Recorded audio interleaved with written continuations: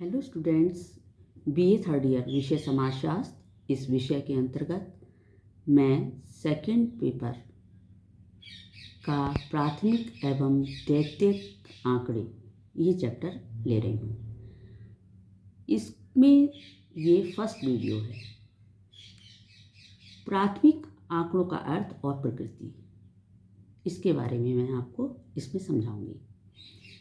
प्राथमिक आंकड़े क्या हैं, इसको जानने से पहले सबसे पहले ये जानना है कि आंकड़े क्या होते हैं।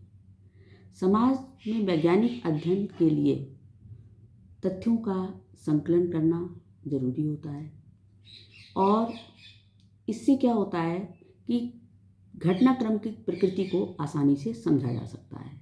बिना तथ्यों के सामाजिक शोधकर्ता उसी प्रकार से होता है जैसे बिना गोली के बंदूक लेकर फिरना, घूमना फिरना।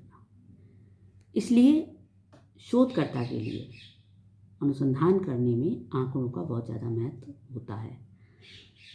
अब आता है कि तथ्य संकलन के स्रोत क्या हैं। तथ्यों के संकलन के संबंध में कई प्रकार के साधनों का प्रयोग किया जाता है, जैसे प्रालेख हैं, अवलोकन है, प्रश्नावली है, अनुसूची है और साक्षात्कार आदि। कई तरीके से तथ्यों का संकलन किया जाता है, आंकड़े एकत्रित किए जाते हैं। तथ्यों के संकलन के लिए जो सामग्री एकत्रित की जाती है वो दो प्रकार की होती है। पहले प्राथमिक आंकड़े और दूसरी द्वितीयक आंकड़े। अब प्राथमिक आंकड़े क्या होते हैं? जो आंकड़े अनुसंधानकर्ता स्वयं एकत्रित करता है वे प्राथमिक आंकड़े कहलाते हैं। ये आंकड़े किसी अध्ययन के प्रारंभ में एकत्रित किए जाते हैं और ये अंत तक चलते रहते हैं। इन आंकड़ों को प्रथम बार एकत्रित किया जाता है और ये आंकड़े मौलिक होते हैं और विश्वसनीय होते हैं क्योंकि अनुसंधानकर्ता इन्हें स्वयं एकत्रित करता है। प्राथमिक आंकड़ों की अब परिभाषा ले लेते हैं। एल.एस. रॉबर्टसन ये कहते हैं कि उन आंकड़ों को प्राथमिक आंकड़े कहते हैं जिन्हें एक विशेष अनुसंधानात्मक समस्या का हल करने के उद्देश्य से संकलित किया गया हो।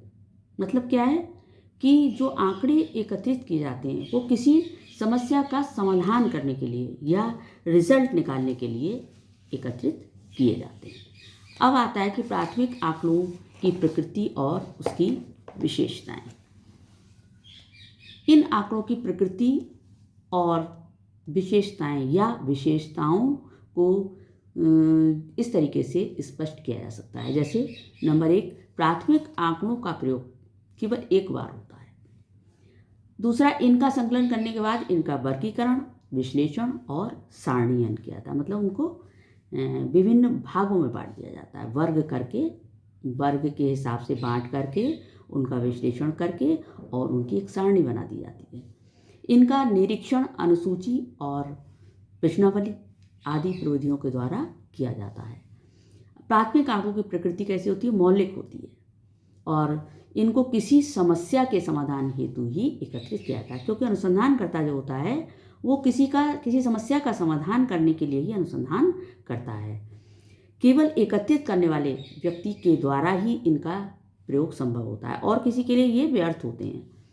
और अगला है, अध्ययन क्षेत्र में जाकर ही इनका संकलन संभव होता है, चाहे वो अवलोकन के द्वारा हो, चाहे वो प्रश्नावली के द्वारा हो, चाहे वो किसी भी तरीके से हो।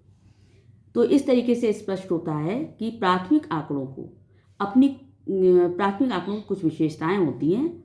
प्राथमिक आंकड़ों को एकत्रित करने के कुछ स्रोत होते हैं, जैसे प्रत्यक्ष स्रोत और अप्रत्यक्ष स्रोत।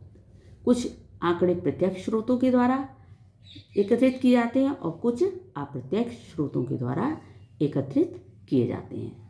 तो ये मैं नेक्स्ट वीडियो में आपको समझाऊंगी कि प्राथमिक और द्वितीयक या प्रत्यक्ष या अप्रत्यक्ष जो दो स्रोत हैं, प्रत्यक्ष और अप्रत्यक्ष, ये कौन कौन से स्रोत होते हैं आंकड़े एकत्रित करने के।